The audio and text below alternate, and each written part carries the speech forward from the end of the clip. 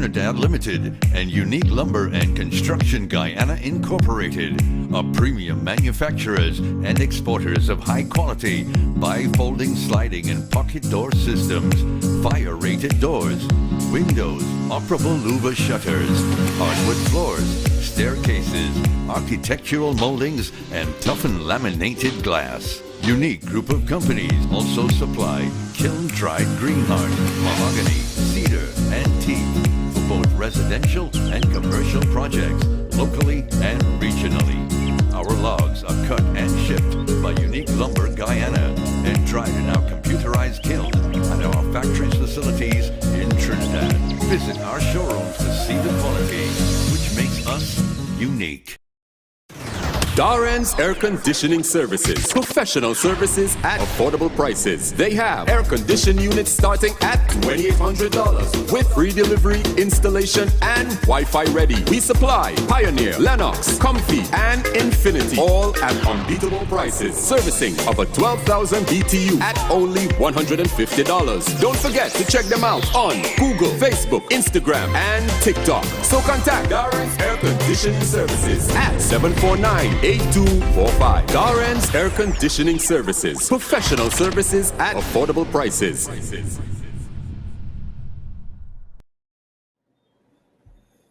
Good evening, Trinidad and Tobago. Welcome to a brand new show on the same old set. We have undertaken to start a series of conversations with thought leaders, civil leaders, names that you know and respect, experts in their fields over the course of the next couple of weeks, maybe months. The name of the show is State of the Nation, and it is the issue that is occupying the minds of all the people of this country. The state of this nation is not good. There is nothing in Trinidad and Tobago right now inspiring hope or comfort to anyone. We had to delay the start of tonight's show. It was intended to run from 7 p.m. to 9 p.m. We had to delay the start to 8 p.m. to 10 p.m. and we apologize to all those watching. We thank MCTV, their technical staff. We thank Satish Ramsaran and our technical staff here for making this shift as quickly as they did.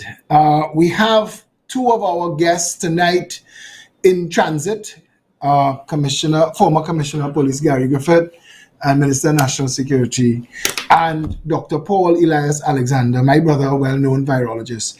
They are both hoping to join us via video link when we intercept them somewhere between this 8 to 10 2-hour show.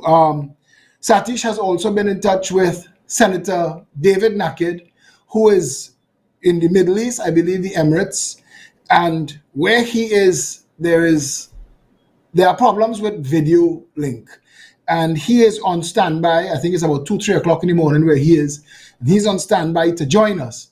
So we have a very diverse group of people in this continuing State of the Nation conversation that's going to be tonight, Tuesday night, next week, Thursday night, and Tuesdays and Thursdays following. Tonight, starting us off, we have with us former Senator, Attorney at Law, Nafiza Mohammed. Good evening, Nafiza. Assalamu alaikum, good evening, and to all your viewers out there. Wa alaikum salam. Did I say that correctly? You did. Nice to have you. Also joining us, one of her colleagues in the Senate, former Senator and also Attorney at Law, Robin Montano. Good evening, Robin. Hi, Nafisa. How are you?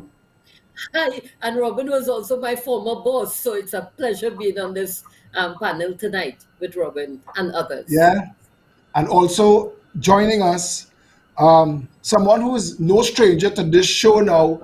He is an industrial relations professional and a consultant, but he's also very involved in the politics and someone whose opinion we seek on issues like the State of the Nation, Stephen Matheson. We have Stephen. Yes, we do. Good evening, Stephen. Good evening to you, Philip, and your guest here. Good evening to Robin. Robin, I know you well, and Nafisa Mohammed. Good evening. Hi, Stephen. Happy New Year to you. I just need to say the last time we had Stephen, we were in his kitchen. Now we are, I think we're in his TV room. You're giving us a tour of Something the like house. that. You're giving us a Something like tour of that. the house. Well, I mean, it's nice to start off a show like this in a jovial mood. I don't know how long it'll last as we get down into the meat of this matter. I'm going to have to defer to Robin's seniority and a post that he made today. I don't know if he's going to want to go into that, but that was one of the reasons we reached out to him at the last minute to ask him to join us because it so properly encapsulated what we were speaking about, Robin. I don't know if you want to share yourself what you posted today. Well, yes. What I basically posted was I was saying that Trinidad and Tobago is now a narco state. We tend to look down on those as Venezuela, which is a narco. That chap Maduro, and his real name is not Maduro, it's Maburo. Burro in Spanish means donkey. Maduro and his crowd are a bunch of crooks. And Venezuela is now controlled by the drug lords, totally and completely. Unfortunately, it seems that so are we. Where do you think all these guns are coming from, if not from Venezuela? And how do you think the little crooks are paying for them? From the drug trade. You know, I looked into the drug trade about 22 years ago when my cousin was murdered. No, sorry, it's more than that. 25 years ago. 25 years ago, and he was murdered. And I wanted to find out what happened because I got no answers from the police. It took me about 2 years. That's why I said about 22 years ago. It took me about 2 years to uncover the truth. But the truth was he was murdered by a drug lord. And a, a police corporal pulled the trigger, but the drug lord gave the order. And nothing has been done since. But one of the things I discovered was that and this was in the year 2000. In the year 2000, the drug trade then was worth this country $60, $60 billion with a B. Now, what you have to understand about, because everybody hears about a billion this here and a billion that there and so on, but people don't really understand how much $1 billion is. And that's because, unfortunately, many of us will not have ever see $1 billion, much less a tenth of that, which is 1/10 of $1 billion is 100 million. But let me try and put it in perspective for you. If I give you $1 billion on the day they crucified Jesus Christ, and you live forever, and you spent at the rate of $1,000 a day, today you would have something like 110 years to go before you ran out of money. That's how much $1 billion is.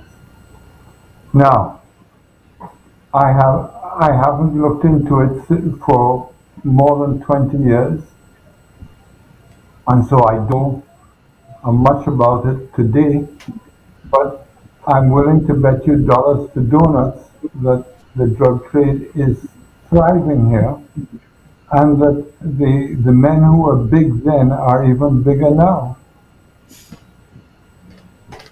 And that is basically what I wrote. And I said, isn't this sad? Because the truth of the matter is that it is now, well, how can I say? it looks to me like these drug lords are up, over, and out. In that they are far too wealthy and far too powerful to be bucked by any government. And I'm not blaming PNM now. I'm blaming UNC. I'm blaming ABC. I'm blaming WXYZ. Um, the in my view, that boat has sailed. These guys are really, really, really wealthy. If the drug trade in the year 1999, well, 1999 2000 was worth 60 billion TT dollars, what do you think it's worth now? You think it's the same? Even if it's the same, that is a heck of a lot of money. It's incredible. It's unbelievable. And nobody talks about it. Nobody. Ask you something on that issue, Robin, and Nafisa, Stephen, you all could jump into. There was a Scott drug report, Justice Scott drug report. I am just saying it, regardless of whatever reason, that drug report could not have been made public or debated in the parliament for whatever reason. That was 1985, I believe, 1986. Why haven't we, having intercepted hundreds of millions of dollars worth of cocaine leaving this jurisdiction and going to other countries? We've had Norfolk, Virginia, we've had Canada, we've had Spain, we've had the Philippines, we've had Vietnam. We found $600 million on Monas Island. How come in all of those 42 years we haven't thought to commission another inquiry into the drug trade in Trinidad and Tobago? Because, Philip, it's very simple.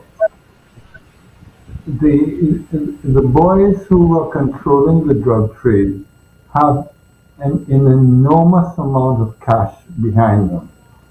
And they have resources behind them that you can only dream about in your wildest dreams. If you think that any government can go up against them now, I would be surprised. Certainly, I don't expect anything from the Rowley government in this regard. And you know, I'm going with the 22-year-old figure of 60 billion. If it is $60 billion, you realize that is more than half, that is equal to our legitimate budget. Now, if it is, and I think it's more, do I have evidence of that? None. But I can tell you that in the year 2000, the drug trade was worth then 60 billion. So let's use that figure. $60 billion 22 years ago, by 22 years, and you realize how much of that is staying here, how much of that is going away. But you realize that half of our economy is what the economists call a black economy, that is to say, an illegal economy. I'm not talking race here, I'm talking economics. And the black economy is at least 60 billion. I'd be surprised if you told me it is down. I wanted to help you with that analogy of a billion. Trinidadians could understand a million. And somebody told me a million seconds is 11 days. A billion seconds is 33 years. Just to put it in perspective. Nafisa, do you think that the parliament and governments, plural, since the NAR days when we had the Commission of Inquiry into the Drug Trade. And we're starting here as we're talking State of the Nation because this cannot be ignored. I mean, Robin's post today from a senior attorney, a former senator, he's had first-hand experience with the assassination of he was your cousin? Robin, he was your cousin? Yes, he was my cousin. He's had to put that into the public space is literally waving a red flag. Nafisa, as a former member of the Senate, do you not think that the Parliament of Trinidad and Tobago is woefully remiss in not addressing this issue as a matter of urgent concern? Philip, I want to take the opportunity to thank you for inviting me to be on your panel tonight. And it's a great honor and privilege to be on this panel with these panelists, especially having started off my career in the days with Robin Montano in the law firm of Montano and Company way back in 1989. It's a great honor. And the point that you have just raised, Robin, with your post, you have really hit or touched on the heart of the issue or one of the issues that is really when we talk about the state of the nation of Trinidad and Tobago, that shadow economy that is being referred to, it's something that is real. And I want you all to know, I have been brought up in the El Socorro community. Where I sit now, just a mile from where I am sitting, is the Caroni River. And I recall the days as a little child going down there when my dad and uncle and they used to go down there to fish. And that place became a different place way back. You mentioned 1985, 86, thereabouts, with the Scott drug report. In those early days, I remember when we started to get reports of drugs coming in. And in those days, it was in the form of marijuana. And then lo and behold, we've been bombarded with all the reports of cocaine and whatnot. And then, it shows the evolution of this issue. And it points to a fundamental problem in governance that governments have been failing to address, which has to do with our borders and the porous borders that we are exposed to. You talk about Parliament, Philip. You asked about Parliament. Robin was in the Senate for a number of years. And I mean, later on, having been trained by Robin myself, I would say that being there in the Parliament, I remember, there have been different attempts at legislation to deal with different problems. In the case of the current government, because in my view, in my respectful view, if you want to start dealing with the issues affecting our country, there has to be political will, and it has to come from the highest level. And what is the track record of the current regime that is in office when it comes to these issues? And Robin, you would be able to expand. I'm not hearing. The bottom line is that the track record of this present government is abysmal in just about every respect. But when it comes to drugs, the track record of just about every government, with the possible exception of the Basdeo Pandey regime, I say possible because I know what happened there.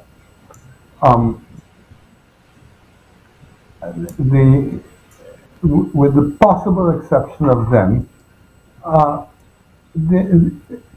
of their track records are lousy, and Pandey's record on drugs is lousy, or was lousy as well. I think it was better than most, but it's still lousy. My cousin was murdered during his regime. I personally spoke to Pandey about it and begged him for his help, and he said, of course, but of course nothing happened. But you have to understand that these guys are going to do nothing. They can't. They're afraid, amongst other things. Remember that there's a heck of a lot of money that has been laundered and washed. So the money is now clean money, and a lot of clean and dirty money finds a way find its way into the hands of the politicians. In the meantime, when you talk about our time in the Senate, I have to criticize both sides as well as the independents. Look, the independent senators are total waste of time on just about everything. And for example, let's move off of drugs for a moment and let's talk about COVID. We get statistics every day about how many people have allegedly died from or with COVID, but we are not being told the truth. And I have asked a simple question. You know, as of June the 14th, which is the last time I really looked at the figures, there was something, a little over 3,200 people had died, reportedly died from COVID. But I asked, did they die with COVID or did they die from COVID? Because it's two different things. But we're not being told the truth on just about any issue that you want to raise. Phillip has been raising the Mosquito Creek Highway. We haven't been told the truth about that. You name the issue, and we can discuss all these issues, but we have not been told the truth, and we're not being told the truth, and that's the problem. The problem is if it weren't, and the truth is, if it weren't for social media and people like Phillip, a lot of this would just simply be buried. The newspapers are hopeless and helpless. Uh, I get the impression, and I can't say it's true because I don't know, but I certainly get the impression that all three newspapers are in hock to the government. All three of them. That's the impression that they give. What I've just said may or may not be true, but what is true is the impression that a reasonable observer will get from it. But you name your issue, and I will ask you a bunch of questions to which there have not been any answers.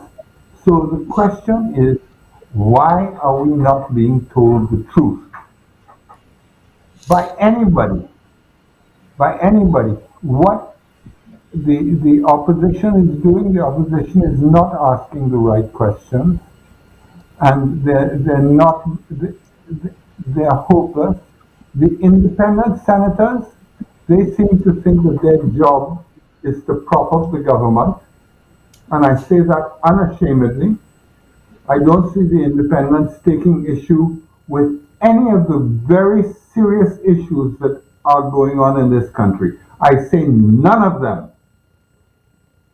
And they are almost, you might say, the last bulwark. The truth of the matter is that we probably need constitutional reform, but that's a whole other debate. But I interrupt. And I want to say to you, Robin, because it's hard for me to jump in here, because if I knew that this was the mood you were going to be in, the three of us, we would be like an audience and let you just talk. I mean, we want you to keep adding to the conversation. I am really thankful that you're in a mood to be this frank. How I wish many other people with your knowledge and experience could be as forthcoming. Maybe the conversation will prompt action. Nafisa, I just want to bring Stephen in because he's sitting down there, and I know that he has some things to add. And I wanted to add to what Robin said just now. There was an article published in the early 90s in the Wall Street Journal. A drug enforcement agent spent a night on a British gas platform. And he said, tongue in cheek, sarcastically, but to make a point, he said more marine craft passed between the South American mainland and Trinidad and Tobago at night than were involved in the Normandy invasion. So, good night, ladies and gentlemen, again, and good night to your listeners. I am sitting amongst two very senior politicians one of very senior lineage, right, in Kamal Adin Mohammed, one of the founders of the PNM. And I'm hearing some of the issues that maybe should have been addressed over the years in a different kind of way. But, one of the things, when I hear these issues, one of the things I think about is that Trinidad and Tobago never had, in my opinion, a real developmental plan. So these issues, these kind of issues, even if drugs had been a problem over the years, and we had a real developmental plan, that, in my opinion, would have been solved. Now, when I say a real developmental plan, we have had some of in the world per capita, we have earned some of the highest income in natural resources. When you compare Trinidad and Tobago to, say, Singapore, a country with no real natural resources, and what they have done to plan out, and Lee Kuan Yew have done to plan out that economy, to make it what it is today. You look at places like Qatar, you look at even the growth in Africa, Rwanda, right? What is even going to be happening, or what is happening, what the world meter is showing in Guyana. Trinidad and Tobago is really, really shameless. And I am saying all of this, and I mentioned a developmental plan, because I feel in this day and time we should be running Trinidad and Tobago like a company. How you expect to measure the performance and the growth of a company? I have to And disagree with you here. I have to disagree with you. You cannot run a country like a business. A country is much more than a business. And to say that we should run Trinidad and Tobago like a company or a business, I couldn't disagree with you more. well, I How about I the disagree. economy? How about we run not the economy like a business? How about we say that, yes, Robin? That's different. That is right. But I very think that's that's what what he I different. was. did. I think that's what he. I think that's where he was going. Yeah, that's where I'm Okay. going, because one of the first things to solve some of those problems that we talk about, drugs and the narco state and that kind of thing, is running the country in a way where you have controls, you have a fundamental understanding of your people, you have equitable distribution of the wealth of the nation in ways that you know. So let me give you an example. A good example. We have been into COVID for 2 years now.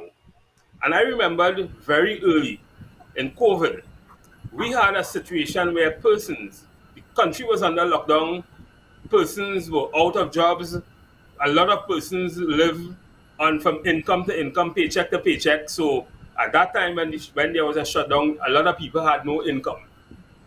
In real countries where you had that mass of wealth, that mass of natural resources, that kind of income earned over the years, we should have known every single individual. Those who are about to fall through the cracks, those who are falling through the cracks, those who are without income. And so it is difficult for me to understand how, at that time, at the peak of COVID, when most of Trinidad and Tobago was home, most persons was just given a few hours to get something to eat. Persons were left without income, and government ministers were actually saying that a lot of the avenues, a lot of the government benefits that was supposed to be available to the people, those persons who at most needed it at the time, that those requests was fraudulent. Stephen, When I as know, you bring that up, I wanna remind Trinidad and Tobago that for the entirety of that first lockdown, the construction sector, people talk about the bars, and I want the door open for everybody. But the construction sector is made up of so many people who live hand to mouth. We have so many laborers and tradesmen who They live hand to mouth. You can't call what they do a career. They don't benefit from the benefits from being in a company, savings and that kind of stuff. And when you look at what was done to them, the fact that this country didn't end in some kind of chaos is a testimony to the decency of our people still. And one of the sad Philip, things about all of this, one of the sad things about the way the country is run today, is that we seem to forget that the people who pays the most tax or most taxes are the persons who are least able to pay it. Those are the but Very people that true. Stephen, suffer the most. Yanafisa, Stephen, yes, I want to add to that. Look at how taxpayers' dollars are just being wasted and going down the drain, as we have been seeing this week, for example, with the collapse of that piece of roadway down in Mosquito Creek. And there seem to be, I mean, there are so many instances, and the disparity that is existing in this in the society as a result of the economic realities of the time, it is just growing wider and wider. And this is what pains me, because those who are in the seat of power, at present, the party that is in power is a party that has been known to have had a balancing act.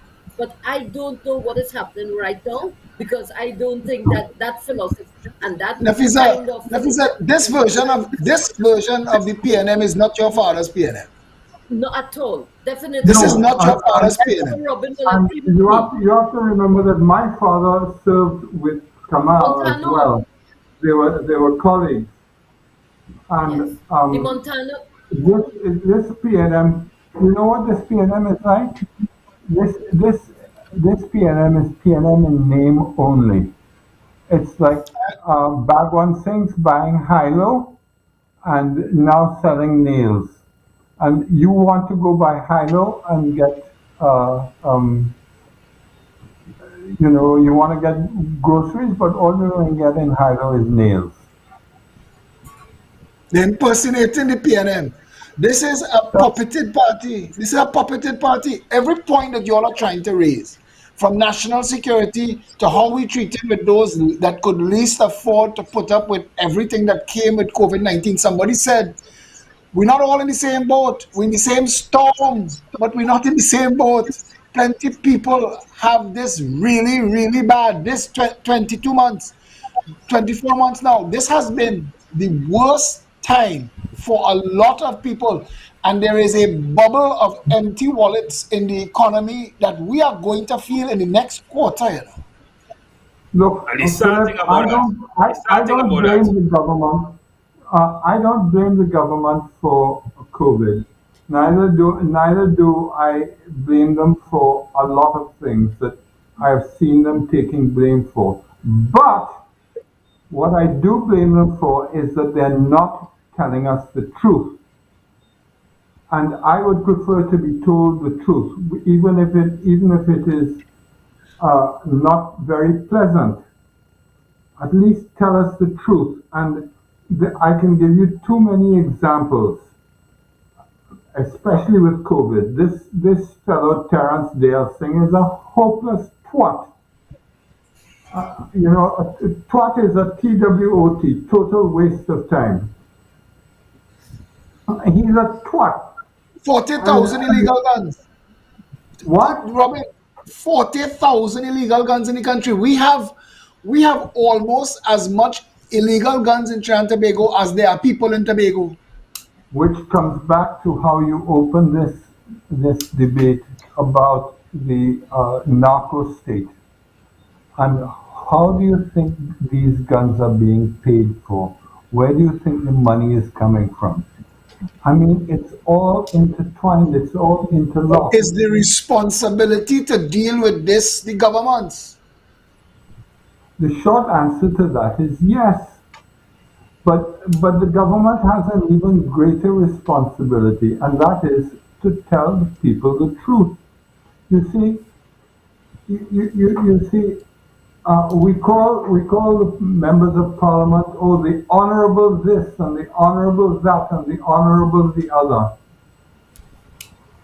But that is colonial way of thinking. What makes these guys honourable? The fact that they got elected, and the fact that they got elected on a party ticket? Do you know of anybody on either side, and I could probably name on both sides maybe about 3 or 4 people in total, who could win an election in their seat without the party ticket? Name them. Next That week, would be libelous to name them. It would be telling you that these guys are great. But the average backbencher from either side, do you think he or she, as the case may be, can win this seat? so could we If then they could were we then not a agree? member of what? No, but I say that if Keith Rowley was running for Diego Martin West as the UNC candidate, he couldn't win. If Kamla Prasad Bisessa was running for Separia as the PNM candidate, she couldn't win. No, the question, pity you named the two of them, because I am not certain in my own mind that either of them could, it's quite possible, but I'm not certain that either of them could win an election on their own without a party ticket. Impossible. Keith Rowley, when he challenged Patrick Manning and he was thrown to the back benches, he knew that he couldn't come outside. Amory Brown, who spent his banishment in Brazil, he knew he couldn't come out of the PNM. Nylon Hippolyte, who got 90% of the party groups in Laventille West and was unceremoniously moved to put Fitzgerald Hines. Nylon, no, he can't come out from inside the PNM and challenge. So we have a country divided by party branding, tribal division. But can we say all of our problems are political in nature and that the state of this nation is reflective of the level of governance that we have gotten? Well, let me put it to you like this, and let me answer that question by saying to you this. What are we willing to pay for the truth? Stephen, what do you think? What do you think that we as a society are willing to pay for the truth?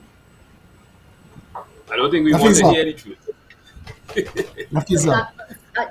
In response to Robin's question, it boils down to some basics in my respectful view that we need to revert to. And like, for example, this forum, it's an opportunity to help to unite this nation. One of the basics we need to go back to is integrity in public life. And at the highest level, there's a saying, if the fish head is rotten, the whole fish rotten. However you want to interpret that, I think we need to start talking about going back to some basics to promote good governance in our country. And in that regard, we must be talking about integrity in public. We must be talking about transparency and accountability and all these concepts that I am hardly hearing any discussions on. Yeah, but Nafisa, you say that, and the current government got the Procurement Act to legitimize corruption. That's what they did. We've passed I agree with you now. But Nafisa, taking your point even further, basically what you're saying is that we need radical constitutional reform. Now, if you ever want to understand a problem, go back to basics. This British parliamentary system that was more or less foisted upon us, and which is the only one that we know. If we were rewriting a new constitution today, would we take this, or would we write something completely different? Let me give you an example of what I mean. the Americans have a two-house system, just like we do, but their congressmen are elected once every 2 years on a fixed date. Their senators are elected once every 6 years because 2 years is a very short time. But you realize that if we had an elected House and an elected Senate, and you put the people in the House, the representatives in the House, you put them say on 2 years, you realize that you would damage racial voting enormously, because then you who are a staunch UNC might be inclined to vote for the PNM candidate, who is John Thomas. I'm making up a name, because you want to get rid of Harry Ramnarayan. I'm making up a name. If there's a Harry Ramnarayan, then let me apologize. But But Robin, because I'm but not being Robin, him, I'm Robin, making up a name. Harry Prasad. Gosh, I keep on coming with the Harrys. But you know what I mean. I'm No, trying no, to the make point a you're making, the point is fictitious made. chat. The point is made. The point is made. but And Stephen, but Stephen even wanted to. I would sort of disagree to some extent, because Trinidad and Tobago Parliament is nothing like Westminster. Nothing We like seem what? to Westminster. The We Westminster that we call copied and pasted, we are yeah not, we're not yeah governed by we the are conventions and just the a copy and traditions. paste. We copied, yeah.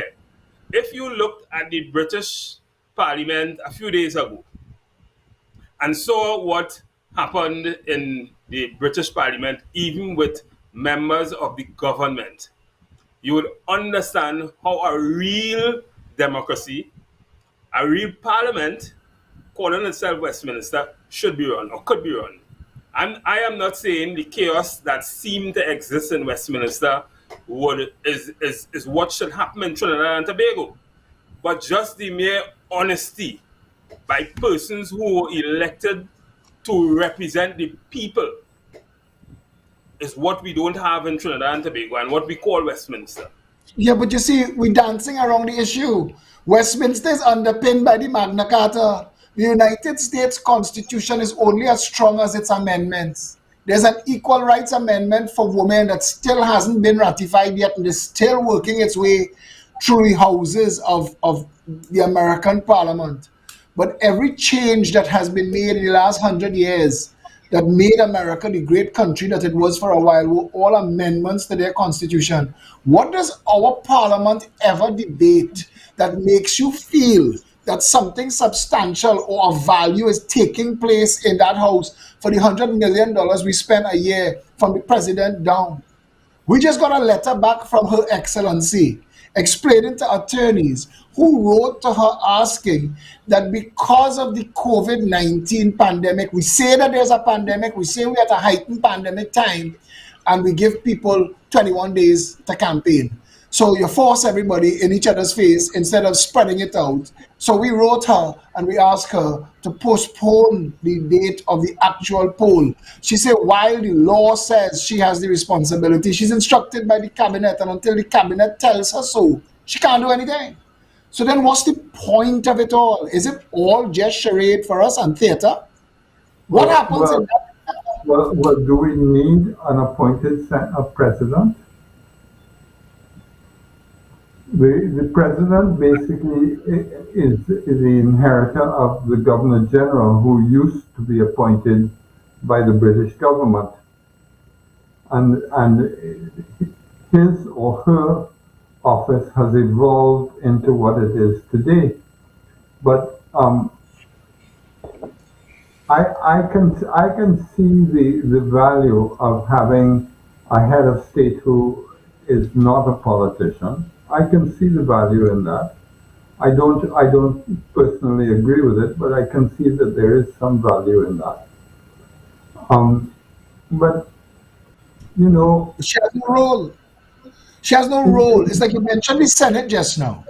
You remember when Basdio Pandey fired the two Tobago senators because they wouldn't vote the way he wanted? Yes. That exposed to the whole world how neutered and valueless our Senate is. And to add to the point that you were making, imagine if the Senate, there's a version of a Senate that, like you suggest, that could be elected on a parliamentary cycle. What about a Senate appointment for life? That you have to meet certain qualifications, a life of service and experience to be added to the Senate, something like a Supreme Court, where the Senate cannot be removed, a certain senator cannot be removed except for high crimes or otherwise. Misdemeanors, yes. But you No, have well, a Senate now as that is something. an idea. That is an idea, and that's not a bad idea. But the point is that we need to have a complete discussion on constitutional reform, and that discussion has to start from the very bottom. That is to say, up with a blank sheet of paper. But we've never done that. We But always Robin, start the in the middle Parliament, or right at the top. we are supposed to instruct the parliamentarians to discuss this on our behalf. That's their role. That's what they paid for. How come that doesn't make it? Yes, Nafisa. Philip, I want to agree with Robin when he talked about the need for constitutional reform, because that has been talked about for a number of years and by a number of leaders, different parties and whatnot. But right now, there's a deafening silence under the present administration about constitutional reform. And when Robin said just now about having discussions on it, Robin, you would recall when Sir Ennis Clark was alive under the Patrick Manning's administration, so much money and work and effort went into constitutional reform. The government changed, and I believe Prakash Ramada was at the helm of the constitutional reform discussions. And then the government changed in 2015. And No, where because are we? Nafisa, you're Yes. making some statements there that I had a challenge a little bit because everybody wants constitution reform when they're in opposition. They don't want Same thing I've been constitution. saying. Same thing. They want, but Prakash Ramada, he was sent on a frolic. You don't take 5 years to go and poll the nation when you campaigned on issues like recall and fixed election date and referendum. You campaigned on it. Pass those laws. Give us some teeth to what you promised, and then send Prakash on the frolic. You wasted his time. Listen, our Well, systems, the systems that are created under our constitution, facilitates corruption. You think without the absolute majority to change that, anyone on any side will allow for that kind of constitutional reform to take place? It will not happen. People's Partnership had that power. NAR had But that power. but well, yes, but Philip, yes, and the PNM at the end of the day, Stephen is right, and unless and until you see, but Nafisa, even with the money that Patrick Manning spent on constitutional reform, I was critical of the process because everybody was discussing basically changing the present constitution we have to something similar. In other words, they were starting in the middle and going up instead of starting with a blank sheet of paper, and the hard questions were not asked. Now, we have a habit in this country of not asking the hard questions. I am very critical of the newspapers, for example, because every time there is a press conference, I notice that the Prime Minister and the ministers get an easy ride, and they're never asked to explain. Never. No, they are but afraid. Robin, no, but I want to say to you because I deal with a lot of journalists every day. When you look at this girl Uvashi Tiwari Rupnarai, and what she every time they gave her an opportunity to come because they don't have the media open. They pick and choose who they let come. And when they let her come and she press issues and it angers government officials, she gets blanked. It happened to Akash Samaru as well. And the Well, government, okay, I no, understand no, that, and I'm aware of I'm that. not disagreeing with you. I'm just saying to you that we compare ourselves in hopeful dreams to the United States of America. The freedom of the press, the freedom that the press enjoys in the United States of America is enshrined with a preamble that starts, Congress shall make no law abridging the freedom of the press. In Trinidad and Tobago, our press is not free, and it's not free of interference from the boardroom. Corporate Trinidad and Tobago is dictating what passes for journalism. When you said earlier that they're in bed with the government, they've been in bed with governments plural. We don't have real media. Exactly, exactly. I'm not. The short point is yes, yes. They've been in bed. They've been in bed, and they. We are not properly served. All I can say is thank God for social media. Indeed. About 2 or 3 months ago, a very biased and pro PNN journalist who was calls herself a journalist phoned me asking me to go on. I had written an article that was posted on my blog that was highly critical of Kamla, and she wanted me to go on TV with her on CNC3 the next morning to discuss my article. And I said to her, "What for?" They, I don't mind discussing the article on camera for 5 minutes, but surely there's a lot going on and we can discuss other things. Oh, no, no, no. We're only going to discuss Kamala, and I only want you to discuss Kamala. I said, but I can't discuss Kamala without discussing Rowley, and I can't discuss Rowley without discussing Kamala. So, She reduced your relevance to being a dancing bear. That's what the media want. That's what the media wants from you. If you say something that fits in no, with I their refuse. agenda, I refuse to go on. abs- She said, "Oh, but you can reach our whole audience that we have on CNC3." So I said, "Do you know how many people read my blog? Do you know how many people read my Facebook page? I don't need you." ask her how she find your blog to call you in the first place. Yes, But but, but but I don't need you. And if I want to reach people, I know how to reach them. If I have a view, I've always held my views openly and honestly. You may not, I don't ask you to agree with me, but I do ask you to meet me on the battlefield of ideas. the saying is, I may not agree with everything you say, but I will fight to the death for your right to say it. I want to Exactly. throw, I want to throw something among you here. Next week Friday is the anniversary of the discovery of the gruesome murder of Andrea Barrett that united this nation in grief and anger. And we're going to be lighting candles at Victoria Square on from Friday for 9 nights. But I wanted to raise this point because we talked about the parliament.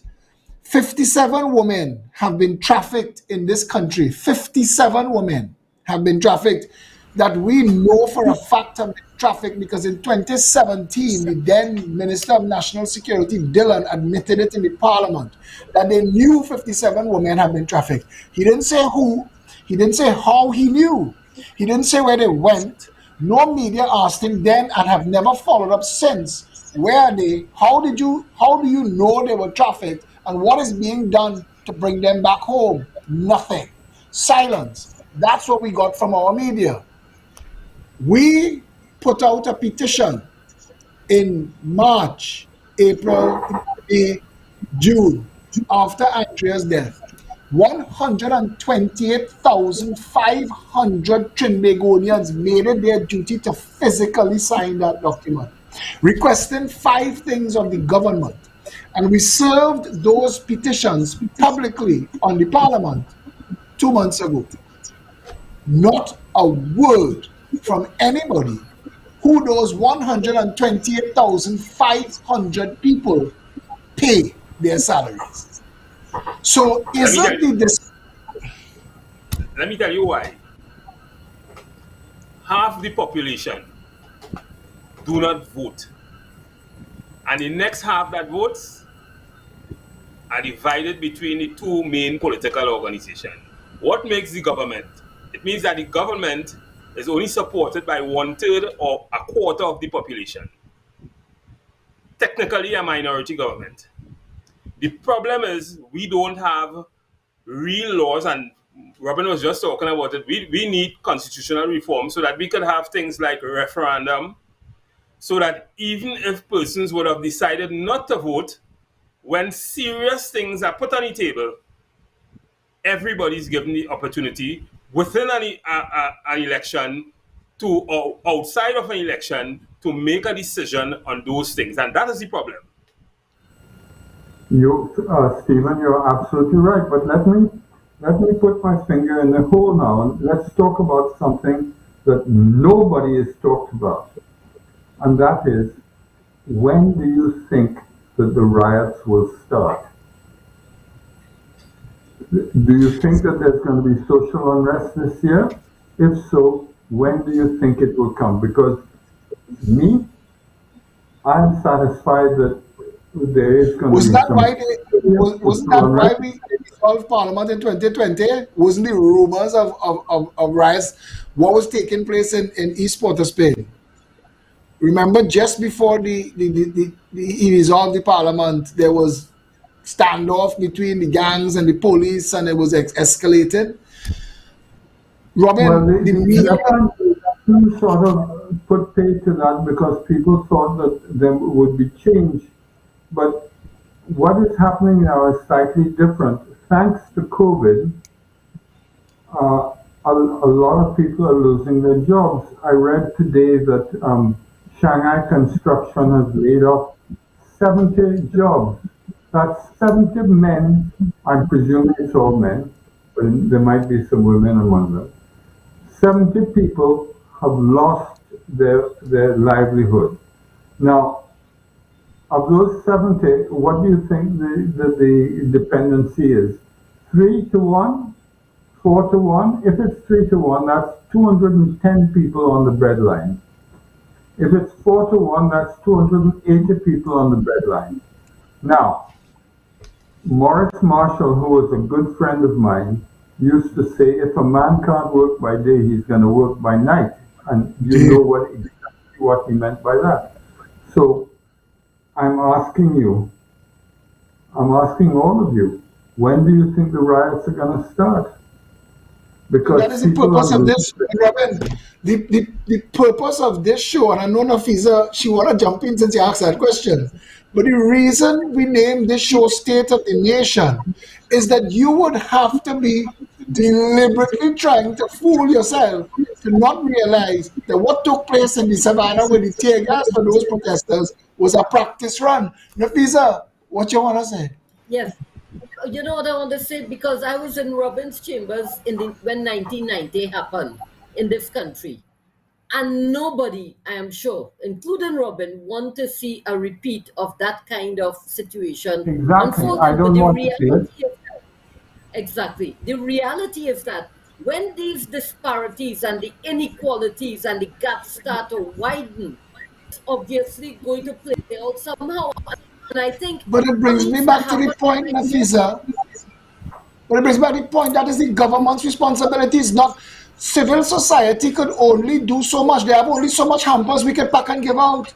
At the end of the day, the economy is the government's responsibility. And the bigger issue, in my view, the bigger issue, in my respectful view, especially when we see what has just happened in Tobago, arising out of that election that just happened, is that there is a complete breakdown of the trust between the government and the people of Trinidad and Tobago. Exactly. And therefore, anybody wanting What took place in Tobago? Nafisa, what took place in Tobago? That was a political riot. That's what Robin talking about. You want to know where the change coming from? That was people rioting with their finger. They wait. They wait to riot with one finger. But Trinidad is not Tobago. What the Correct. what the THA won was the equivalent of a constituency election in Trinidad. Trinidad is not Tobago. You're talking about 29,000 people voting as opposed to almost a million people voting. You're talking about you do not have the racial divide in Tobago that you have in Trinidad. And those things are going to add to the conversation at every level. And that is why, One, Philip, that you have to understand the demographics of Trinidad and to be able to work in a manner that you can, with that understanding and what the reality is. You know what all of this boils down to, Philip, in my respectful view? Because I was a young girl when the ONR came into being. I think I was in Form 6 in 1981. And they got 90,000 votes and not a single seat. And then you had in 1983, I recall when there was an accommodation because they had a local government election. And what happened, you can ask former MP Suroj Rambachan. They actually were able to get a few seats in the local government bodies. And Philip, it is rather interesting that you have now put yourself out to go down to Debe South to go and attempt to fight an election in Debe South. The reality is that the outcome of that election will either confirm or in terms of the point I'm making, But there are because certain because we realities. can't. We would be disingenuous, and I say we, and I'm speaking for me and who I speak with and for. We would be disingenuous to keep raising issues and not give people an option. Robin is absolutely correct when he says that the decision has to be made on the ground. I don't know how we're going to organize that because we're dealing with a Debe South that is to the UNC what BTAM is to the PNM. And it's supposed to be a foregone conclusion. The people saying, Philip, all you gone down there to lost your deposit. I don't know. They thought everybody in Tobago was going to lose their deposit. The opposite happened. Look what happened in Barbados twice.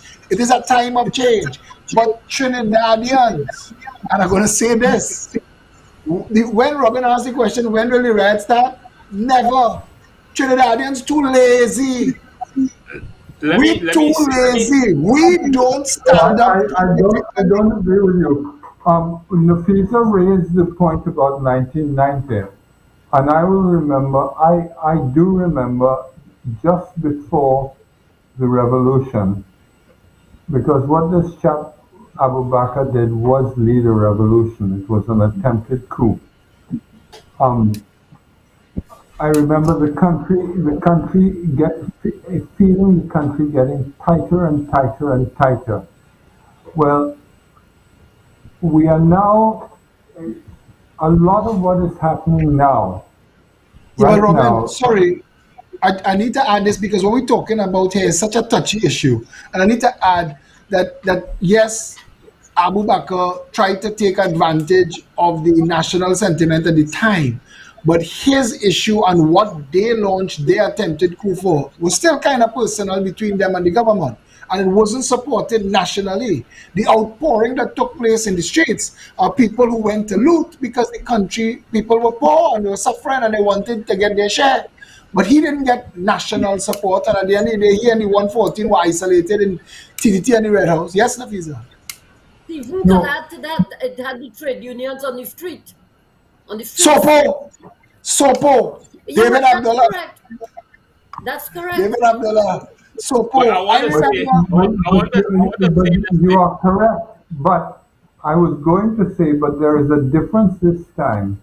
And the difference this time is that more and more and more people are losing their jobs.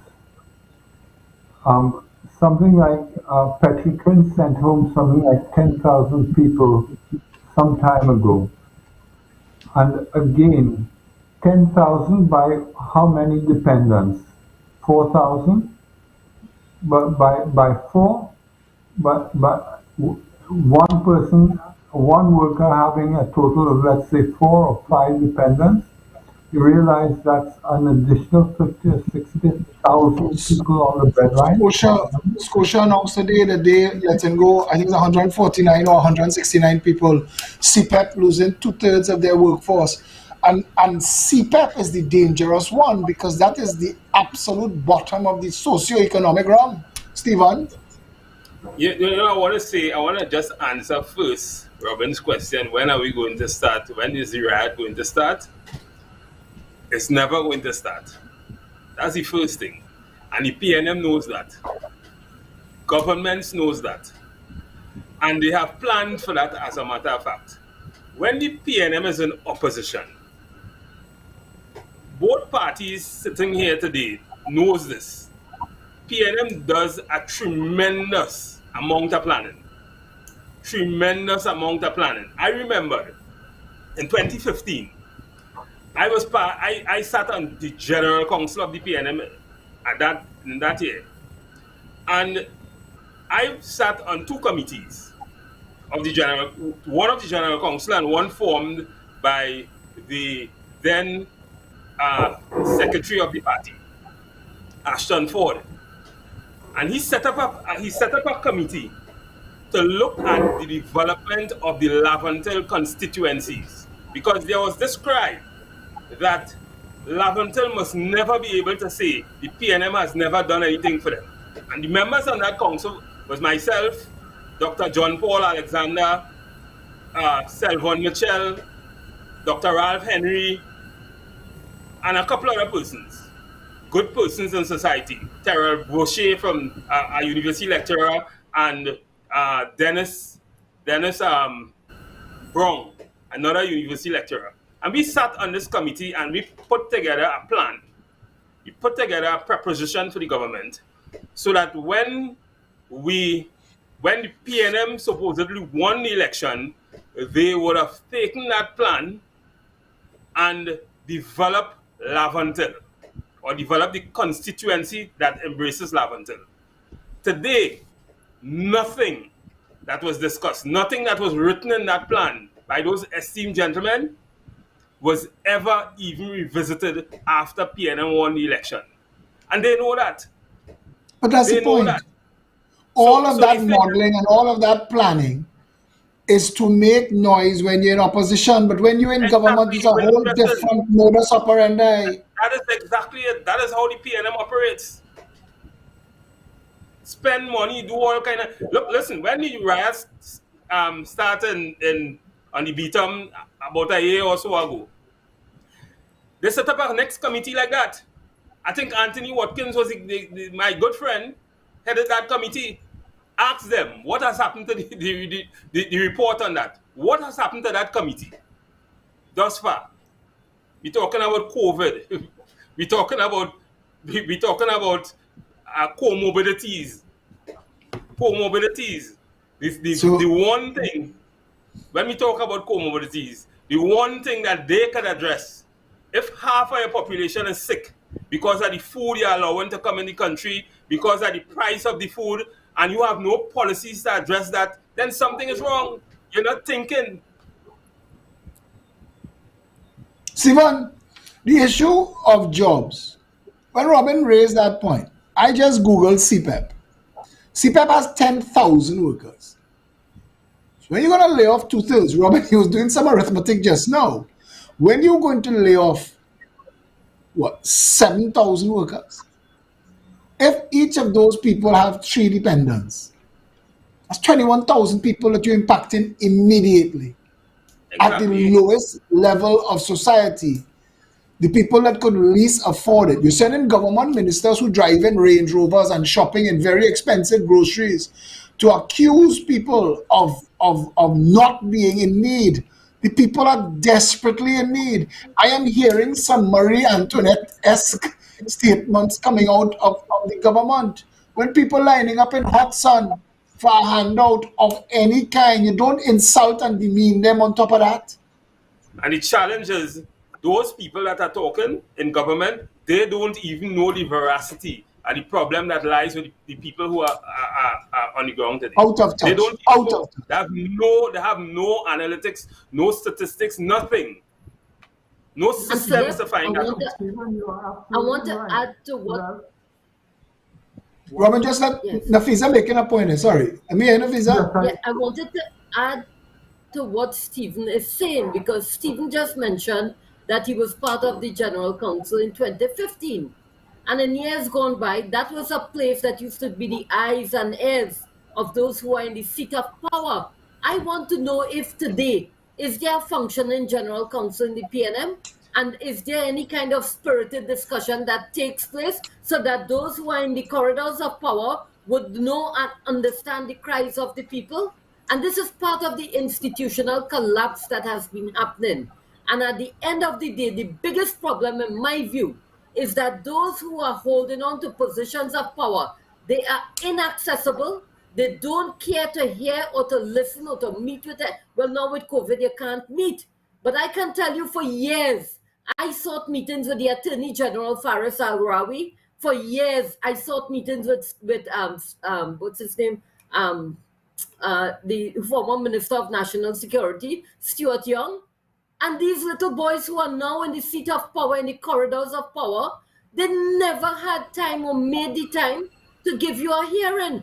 And when Robin started off these conversations tonight, talking about the narco state that we are in, had they been listening, I would have liked to remind them of a number of policy positions already developed, if anything, with draft laws as well.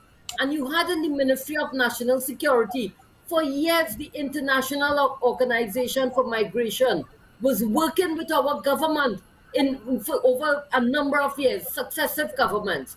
But I remember when the late Martin Joseph was the Minister of National Security, there is a technical cooperation plan that was developed, taken to the cabinet, and approved in 2006. And you know what was the core of that policy position, which the cabinet approved? It had to do with border security, border management, and in those days, a lot of efforts were beginning to be made. That is when you had the discussions about having the OPVs and whatnot. But there was a need to replace the archaic Immigration Act of 1969. Recommendations were made. It is in that report. They can go into the cabinet records and find it. And they have failed to. When with the change in government, if a party that was in power before 2010 came back into government in 2015, then for goodness sake, you could have had a level of continuity with some of your policies. Yeah, And these but things and have that's a not good point. But Nafisa, what happens between 2010 and 2015? Shouldn't the government that comes into office be morally bound to continue any projects that make sense? Philip, let me yes. give you an example. You spoke about No, trafficking no, in persons. Stop a minute. You are straying from, Philip asked you a very real point. You see, And I the what I'm challenge, saying, Robin. no, but he asked a question to really beg a black and white answer, yes No, or I no, want to and give the an answer to example that of the question is yes. continuation.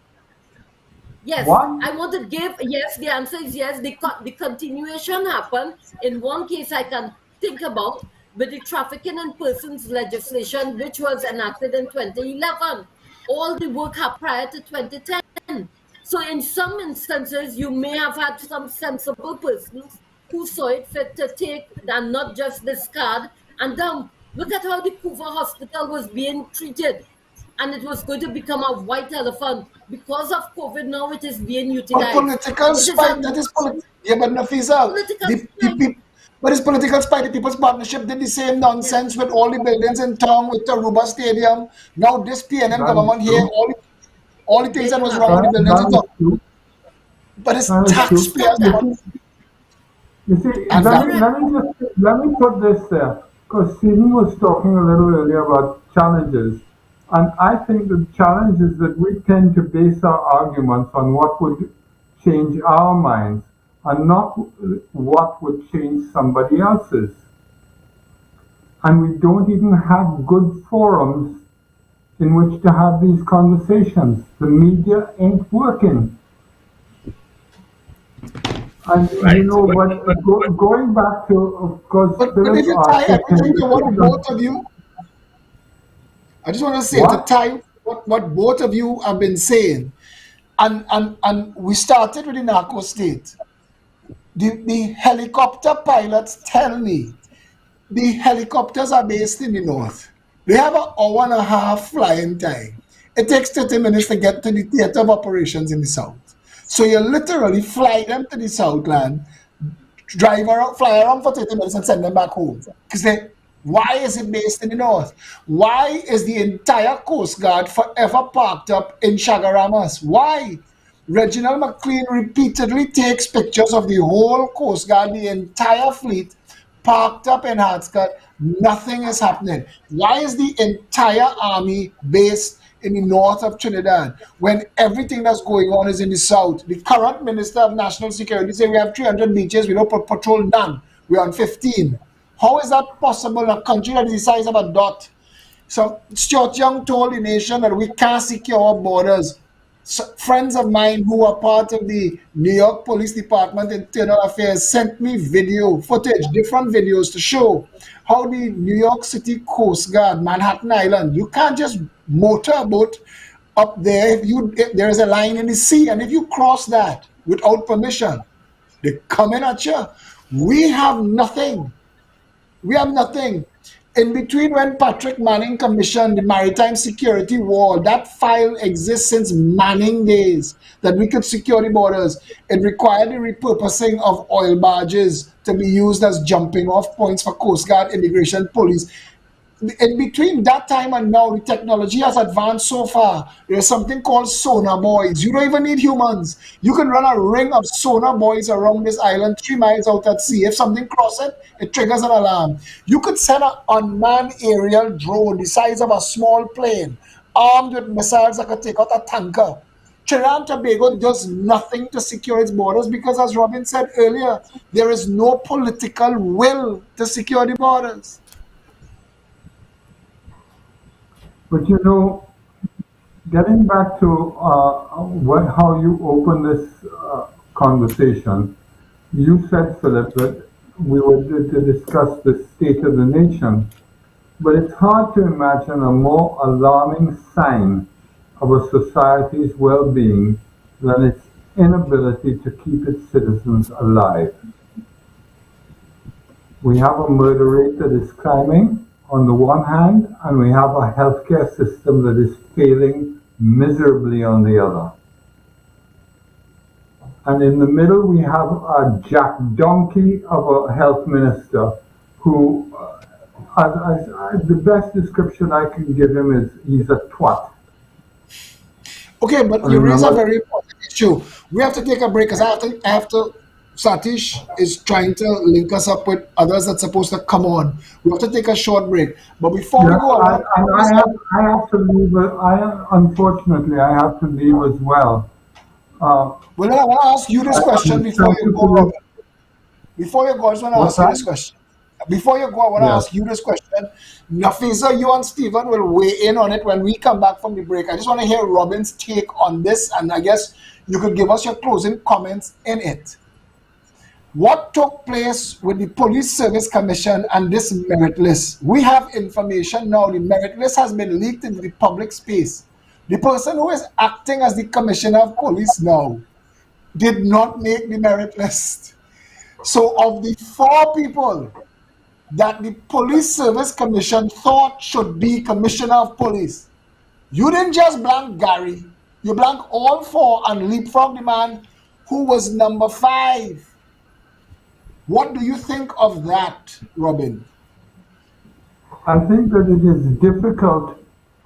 It is very difficult not to come to the conclusion that the appointment of the acting COP was political in nature. In other words, it had nothing to do with his ability, but everything to do with his politics. Isn't that frightening for a nation that is reeling all of the things that we're talking about now, that the government would take away the independence of something so important as the police service? Well, Exactly. Philip, The thing Stephen, you is, had to stick up yeah, in. We had to take this break because we want to see if Gary could weigh in on it. Robin, just give us your closing comments. But Stephen, we're taking you as soon as we come back from the break. Well, I've written out my closing comments, so it won't take me long to read, but you will forgive me for writing because I wanted to make sure that I got it right. And it is this. Depending on who you ask, some people think that we live in a dog-eat-dog kind of world. Others think that it's a rat race. Neither of these sound very appealing.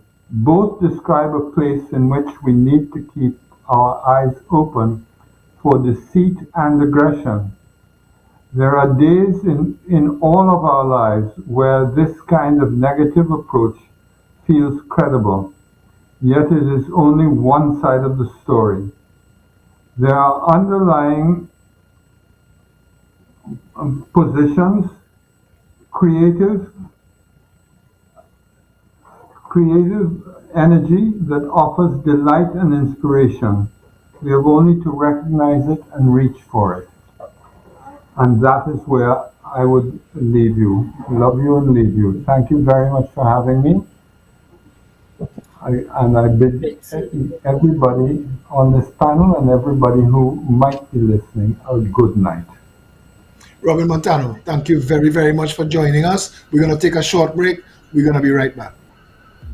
Unique Woodworking Trinidad Limited and Unique Lumber and Construction Guyana Incorporated are premium manufacturers and exporters of high quality bifolding sliding and pocket door systems, fire-rated doors, windows, operable louver shutters, hardwood floors, staircases, architectural moldings, and toughened laminated glass. Unique Group of Companies also supply kiln-dried greenheart, mahogany, cedar, and teak for both residential and commercial projects, locally and regionally.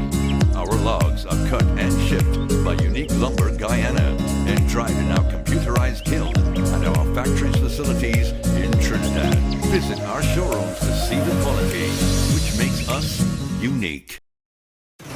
Darren's Air Conditioning Services. Professional services at affordable prices. They have air conditioning units starting at $2,800 with free delivery, installation, and Wi-Fi ready. We supply Pioneer, Lennox, Comfy, and Infinity, all at unbeatable prices. Servicing of a 12,000 BTU at only $150. Don't forget to check them out on Google, Facebook, Instagram, and TikTok. So contact Darren's Air Conditioning Services at 749-8245. Darren's Air Conditioning Services. Professional services at affordable prices.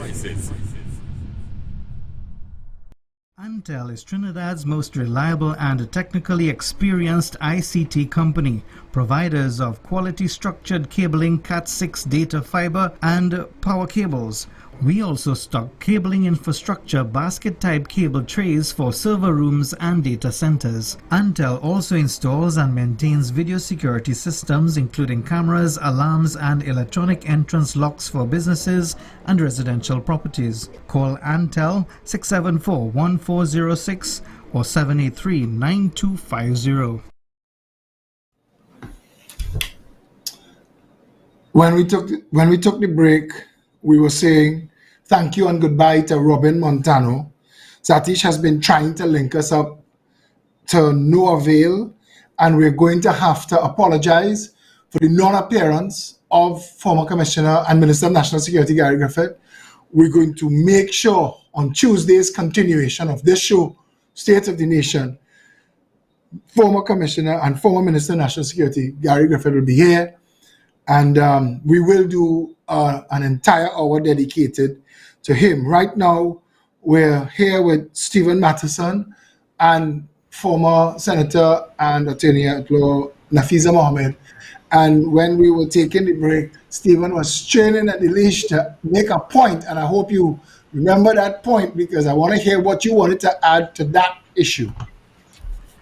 Well, what I wanted to say that the fact that the person who did not make the merit list is now serving as the Deputy Commissioner of Police Acting Commissioner of Police demonstrates what we have been, what we have been saying all the time. And that is, we don't have real separation of powers. This is not a true Westminster system. No. When the Prime Minister, Boris could not get away with that. Boris could not have everybody, gotten away with that. exactly, everybody who is selected anywhere by through any commission is selected by the Prime Minister. If the Prime Minister say he don't want you on that committee, or he don't want you as that person, you are not that person. So there's nothing independent It's a about this charade. committee. It's a It's a theater. charade. It's a theater. Yeah.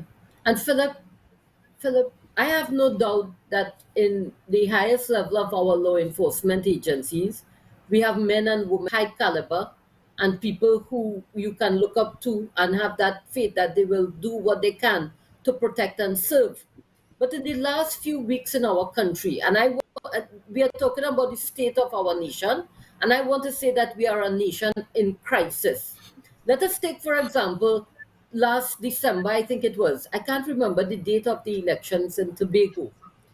But I remember one of the big issues that unfolded during that time had to do with integrity forms and declarations and what was in the registrable interest, what was declared and not declared, and so right. Now I remember, and Philip, this is by way of institutional evolution that has been happening. You remember in 1986 when the government changed and the NAR came in, they were the first to enact an Integrity in Public Life Act. That law, which became outdated I remember being in the Senate between 95 and 2000, there was a joint select committee that reviewed that whole piece of legislation. And there was a new law, I think it was former AG Ramesh Lawrence Maraj who introduced that new Integrity in Public Life Act, I believe in 2000.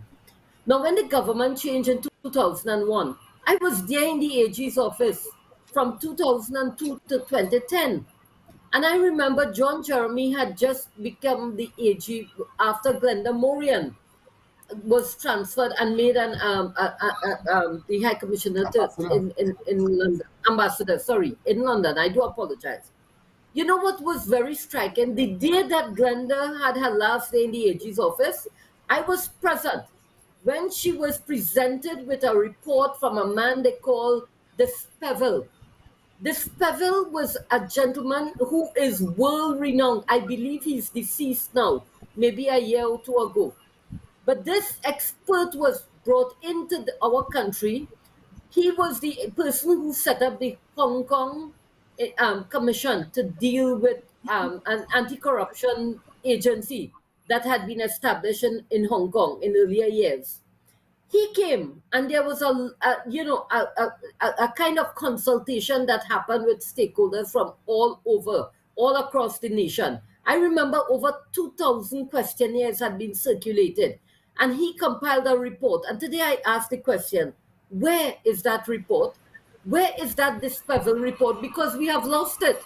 We have lost sight. All we got focus on was on forms and the need to fill out integrity forms.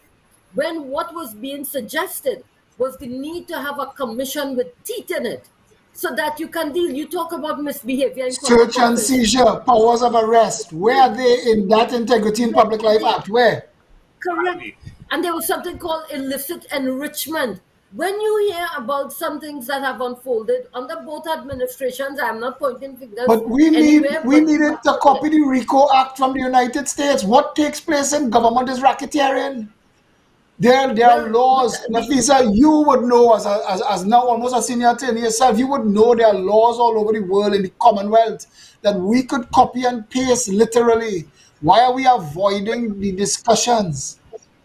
But the problem is that whilst we have enacted certain things like the mutual legal assistance law and whatnot, they are being very active. When Robin started off talking about a narco state, today we have a crisis in our backstep with the whole migrant situation and the influx of Venezuelan migrants into our country. It's a humanitarian crisis with our neighbors, and our borders are wide open. I was in court one day, Philip, dealing with a matter before a magistrate, and one of the persons who pled guilty to being in possession of a gun, his position was that, look, he needed money to pay rent.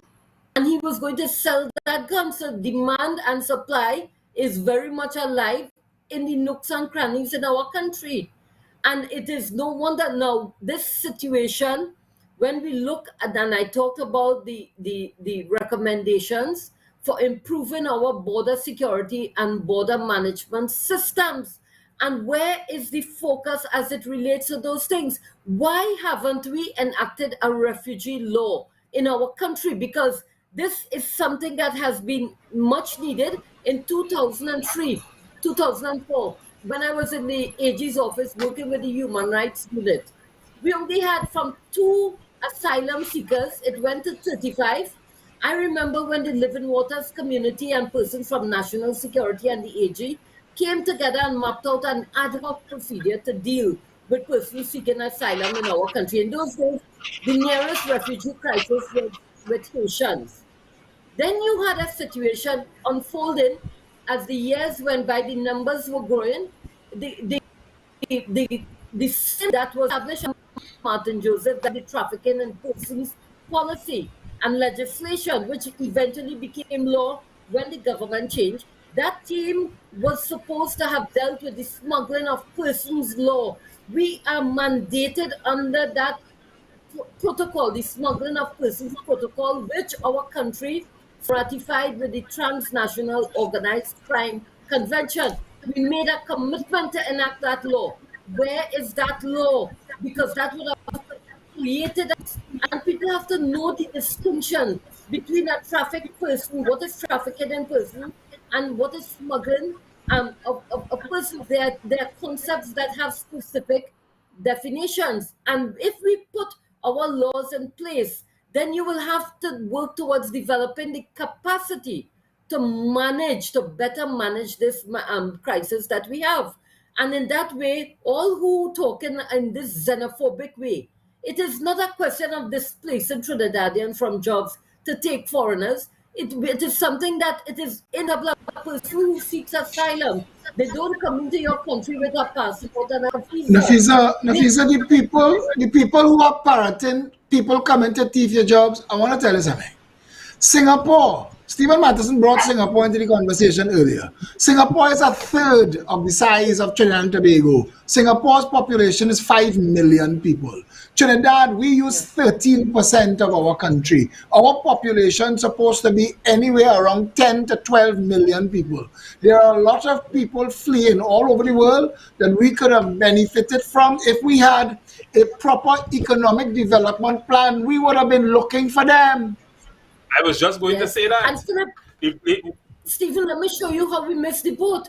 When the government introduced the registration system in 2017, 2018, 2019, sorry, with the influx becoming more significant and more Venezuelans coming in, what should have happened, for example, when you had for the Pineapple Association and different agricultural groups talking and you could have had, you know how Trinidadians go to Canada to pick apples under a regulated system. Yeah, but ma'am, you're talking about a country that have traditional shortfalls in every aspect. When Patrick Manning built all those buildings at the same time, he drove the price of construction labor through the roof. And we never have a proper streamlined plan. Stephen, you was going to add something just now to the issue of employment. I was just going to say, everything that we have discussed here tonight could be solved very easily, but it will never be solved with the PNM or the UNC. What we need in Trinidad and Tobago is a national development plan that transcends 5 years and political organization, that is legislated. And maybe to do that, we may have to have some kind of constitutional reform. But a national development plan will take us to a place similar to Singapore, where we have a plan, no matter who comes, what government change, we have a plan that takes a citizen from underdevelopment to development. And to do that, you remember, we have to think about first our human resource development, our housing, our equity in society. But you need a holistic plan. Stephen, you cannot bring 100,000 Venezuelans into the country and not expect it to affect negatively the provision of health services or traffic management. You have to look at all of those things when you're running a country. They've done Exactly. nothing. Nafisa, you don't bring Philip, people into your country, just now, you don't bring people into your country as refugees. You don't tell them, I'm going to register you, and then put nothing in place to make sure that those people have a meal at the end of the day and somewhere to sleep.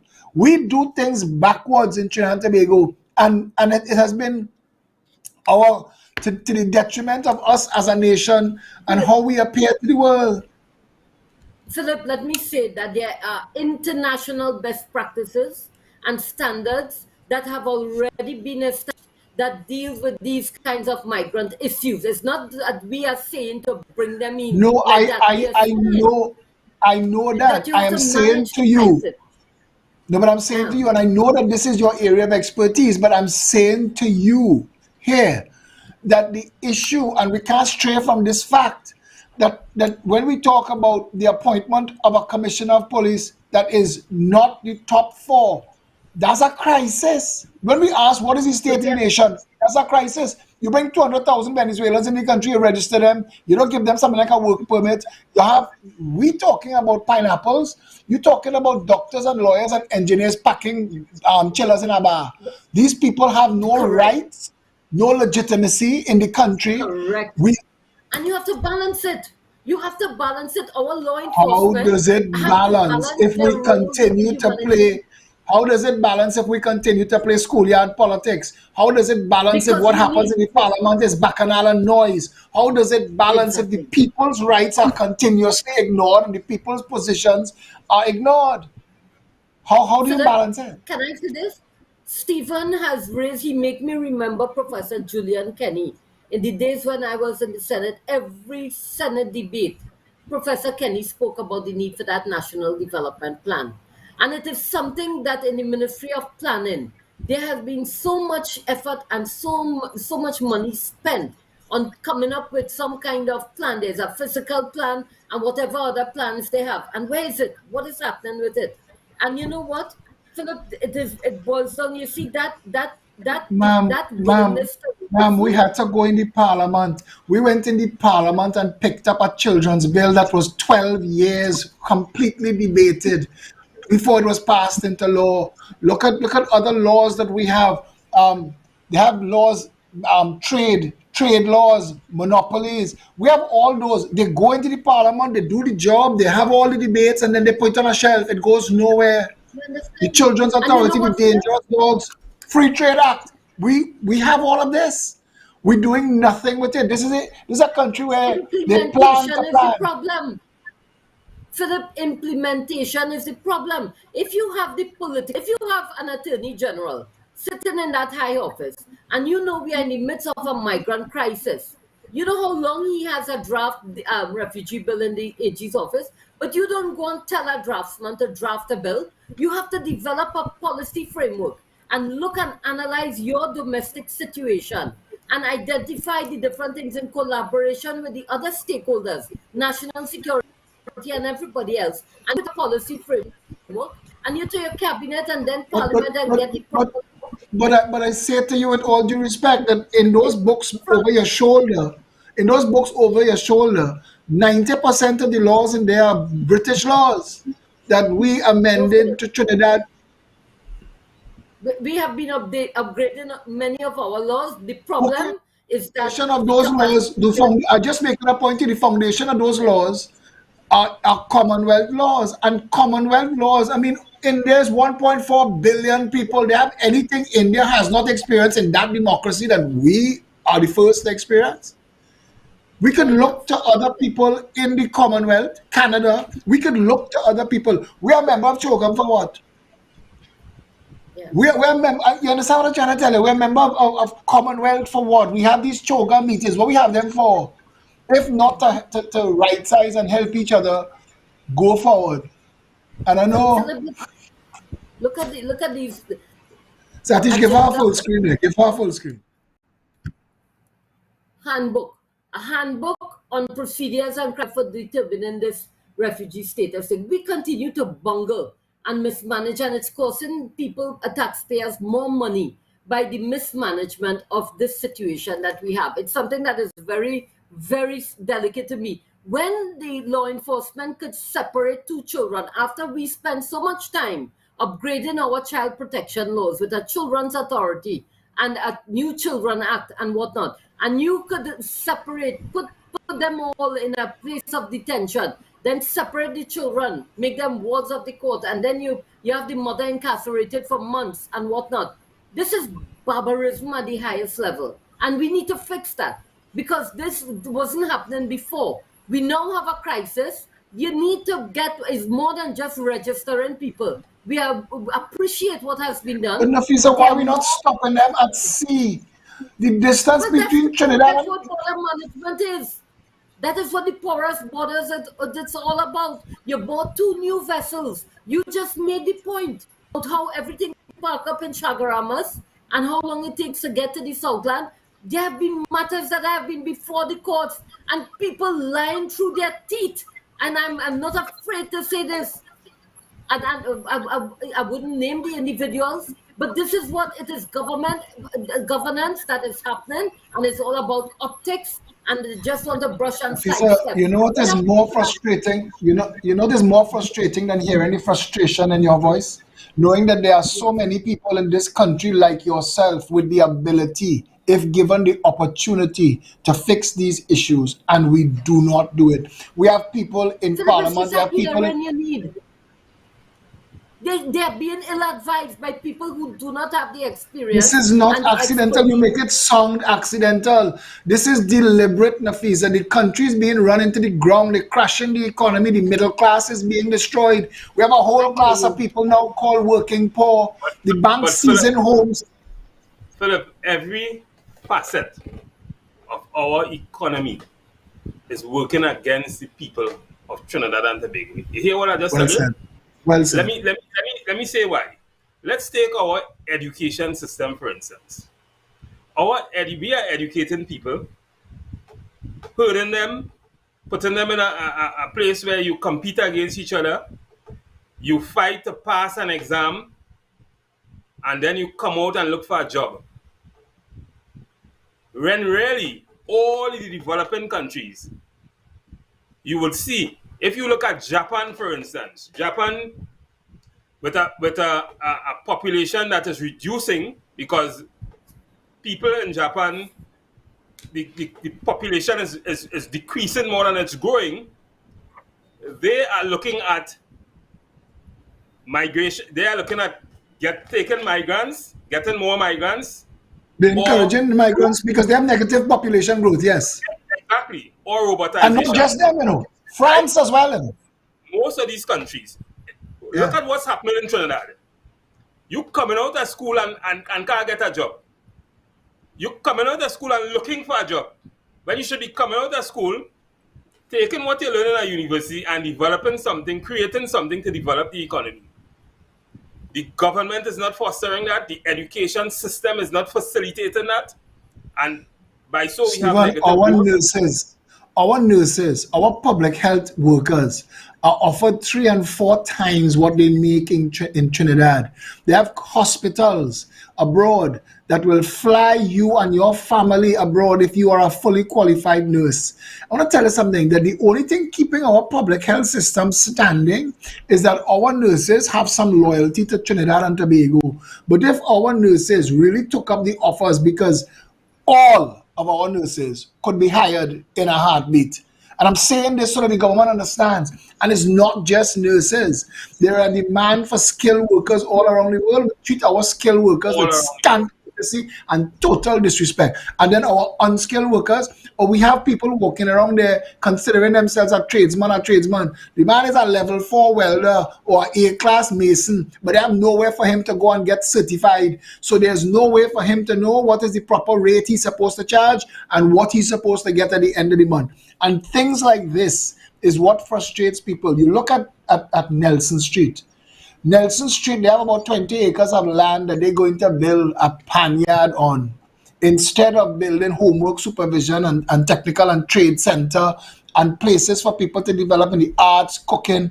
I mean, you could do so much on the corner of Nelson Street and Independence Square. Is a 4-story building that at green and white. I think it was a FCB or something, or a Workers Bank or something for a while. It is abandoned and looted. You're trying to tell me you can't make that available to teachers to give homework supervision to the children in the community who need it most? You're going to Phillip, can take I the say that? children. Sure. You see that analogy you made there about in Nelson Street? The other day in the children's court, here it is, you're dealing with a child who was incarcerated for being in conflict with the law. And I fought and got bail for that child. And when the child was at home, when his mom had to call me to tell me that she had 4 packets of cornflakes in her cupboard and the boy eat it out. What does that say? So you have a roadmap recovery or some kind of roadmap committee, and you are looking into areas where you have persons who are in need of some basics. You imagine 4 boxes of cornflakes, and that child is a teenage boy, and he ate it, and that is a Nafisa, good I want to issue ask because you, the mom. you think Keith Scotland know that they have families in his constituency that's suffering for a pack of conflicts? Does the I hope PNM so. I have a pray. I know. caucus? I know you know Keith. I know Keith was trained in the same gym. I know Keith forever, but I want to ask you a question. The PNM, the Does the PNM PNM have an don't internal have caucus to talk about what's going on in the constituencies, to measure the results, any metrics as to the the deliveries PNM, on the the ground? PNM don't have a clue as to what's going on in their constituency when they are in office. See, when they are not in office, man, they know everything. Time flies. You all know time flies when you're getting down into the meat of the matter. This show was a fantastic show. People are going to be talking about it for a long time to come. Nafisa, I want to give you the first opportunity to give us your closing comments. Philip, I want to say that at this time, our country, we are a broken society, and now more than ever, there is need for a unity, a coming together of the people. We need people to come together to help to take us through. We are in this pandemic, people are suffering. There is a lot of mental health issues that are developing with the rate at which people are dying and this illness getting in so many homes. There is a lot of depression existing, and we need to be a little more caring, a little more open, a little more willing to come together and try to help to deal with some of the issues. In terms of the politicians and the way forward and whatnot, Philip, there are some political realities that have to be dealt with. I thought I have been out of the politics, but the thing is, the politics is not out of me, and I am seeing some basic fundamental errors being made. And you see what has happened in Tobago in terms of Trinidad now. What is the situation?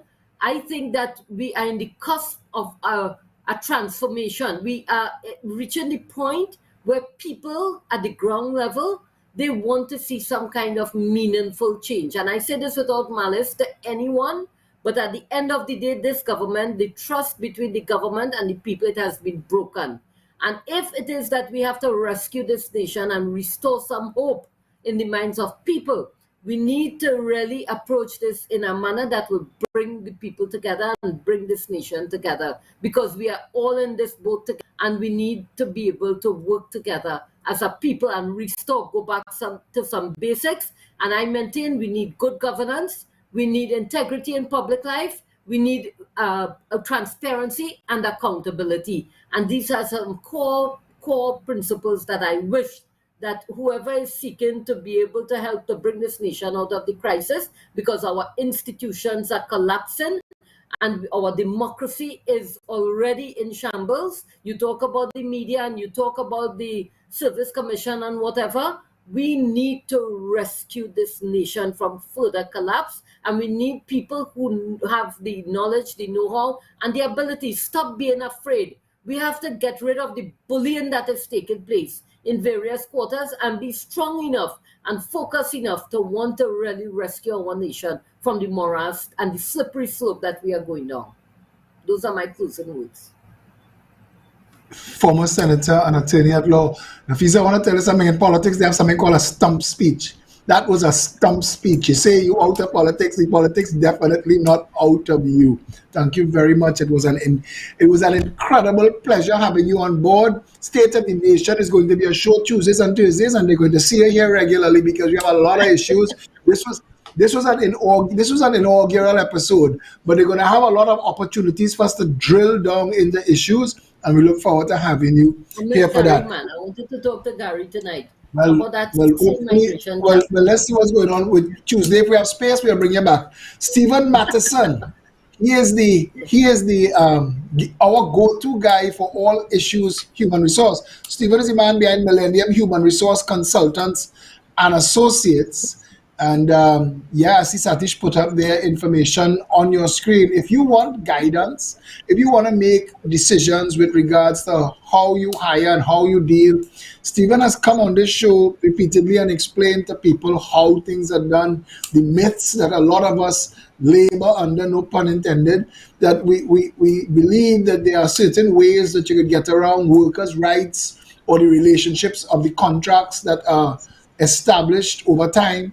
And I really appreciate all that you've done, Stephen, educating people and understanding the role of labor. And I look forward to going further into that, the relationship between employers and labor. I want to give you the opportunity to give us your closing comments on this inaugural episode, State of the Nation. Philip, tonight I sat with two stalwarts, two persons who would have been part of the development of Trinidad and Tobago. And we would have delved into a lot of issues that relates to the development or non-development of Trinidad and Tobago. What I think we need today in society is trust in government. And just to build on what Nafisa would have said, what we need is critical thinking governance. That may not come soon because we have a government, even today when we look at what's going on with the news and on the pandemic, we have a government that is herding the country into a state of mass formation psychosis, where people are just not thinking, and where we have a political dynamic that is formed in a state of corruption. What we need is thinking people to move this country to the next level. And as I've said, as the hallmark of my discussion tonight, what we need is a national development plan. A national development plan will tell us where we need to be, how we intend to get there, and the things we need to develop around us, including our education system, which is in serious problems, our housing, the basic need, taking care of the basic needs of our citizens, and that fundamental understanding that we have to put our human resource first before we put anything, buildings and all the airports and all that kind of thing that we're building. We have to put the most important thing first, which is our human beings, the development of them first, before we go forward. So just to close, I will want to say that we need trust in our government, and we also need to understand that we have to plan to survive, which is one of the things we are not doing.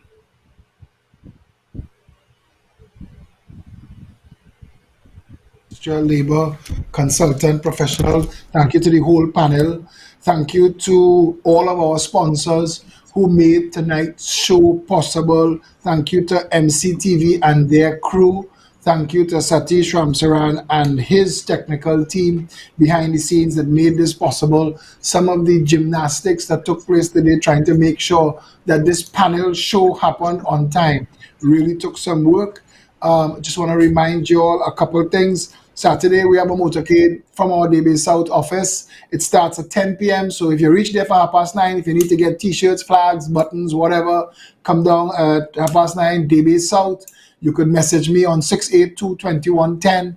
if you want information, or you can message Satish on 7968172 or Felicia on 7694590 if you'd like to come on board and help. Is Trinidad and Tobago a narco state? Is it a failed nation? Is it all of the above? Is it more? What we know for an absolute fact is nobody is happy in Trinidad and Tobago. Nobody. Not even the rich and the wealthy have a good time of living here. We've made too many mistakes. The country is as potholed as the roads we drive on. Stephen touched on the education system that leaves so many of our young people behind. Wayne Sturge, known criminal attorney, told me that of the SEA numbers, every year 20,000 children do SEA. And over the course of the 5 years, that class will hemorrhage 9,000 young people who either fail at the end or fail out before they even reach the end. And those are alarming numbers, because in 10 years, that's 80,000 people practically unemployable. Robin Montano said, who can't work in the day will work in the night. You don't need a map and a flashlight to direct you to what he was trying to say. Trinidad and Tobago is in desperate need of an overhaul. When Nafiza Mohammed touched on the issue close to her heart, which is the issue of migrants in Trinidad and Tobago and how poorly they're treated, we create human rights crises in this country as a matter of course. Our justice system is a human rights crisis. We have people in jail, thousands of people in jail who shouldn't be in jail. The last time people were treated as badly as our system treats some of the people incarcerated in Trinidad and Tobago who have spent more time in jail than they could have if they were convicted. The last time there was a human rights crisis like that, the world went to war. Trinidad and Tobago is eating itself. We're eating our young people. We're eating our business class. There is no entrepreneur spirit. People are afraid to step out. Everybody looking to hold their corner and see how they could get past. 5-year chunks of our lives are being lost, waiting on something like good governance. If we were going to get it from either side of that political divide, I think we would have gotten it by now. 59 years and $3 trillion later. If you couldn't do it with $3 trillion, you can't do it now that the country is broken and in debt. The government is laying off people in grab. They're trying to pretend that they're not. Every month they're delaying paying police officers further and further. The SRPs can't even plan around their salaries. I don't know what's going on in the public health sector. Nurses and doctors who work in public health sector, feel free. Public health workers, feel free to message me 682-2110, WhatsApp me. Let me know what's going on with you and your salaries. 2/3 of CPEP, that is the Make Work scheme. 2/3 of CPEP are about to be laid off. That's, by my estimation, 7,000 people. Robin used the example of 3 dependents per person, 21,000. That's 28,000 people now looking for something to eat, somewhere to sleep. The country is collapsing. The government is not being upfront. As again, Robin said earlier, we need to know the truth. We need to know the truth of everything. We have the highest deaths per million in the world for COVID. We have one of the highest murder rates on the planet. We are probably the most corrupt country in the world. All of the wrong things we're the best at, and all of the right things we're the worst at. Our people are suffering. No jobs, no homes, no hope. Mental disease, we don't discuss it as a joke in Trinidad and Tobago. We don't call it mental illness. We have a madhouse. And that's to show you how Neanderthal we are in our thinking and our planning. Politically, we are awash. We are a ship without a rudder, no sails. We don't know where we're going and when we get in there. It's time to fix all of that. And the only way to fix all of that is to arrest it at the cause. And the cause of all of our problems, all of the comorbidities killing Trinidad and Tobago are political. If you can't see that yet, not even Christ could heal that blindness. Tonight was an inaugural episode of State of the Nation, which is built on Phillip Edward Alexander Live, and we're going to hold to this format for as long as possible. The people of this country need truth, frank assessment from people who can give you truthful, frank assessments. And tomorrow evening, we revert to our normal live program at 9 o'clock on social media. You can follow me there. Just look up Phillip Edward Alexander on Facebook. Or you could WhatsApp me on 682-2110 and I'll add you to the broadcast group and we send out links to those people. Saturday, we do a massive motorcade. We have our music trucks and our maxi taxis. So everybody's going to be social distance. We're going to be in Debe South, giving Debe South the chance to lead the rescue of Trinidad and Tobago. Until tomorrow, stay safe, Trinidad and Tobago.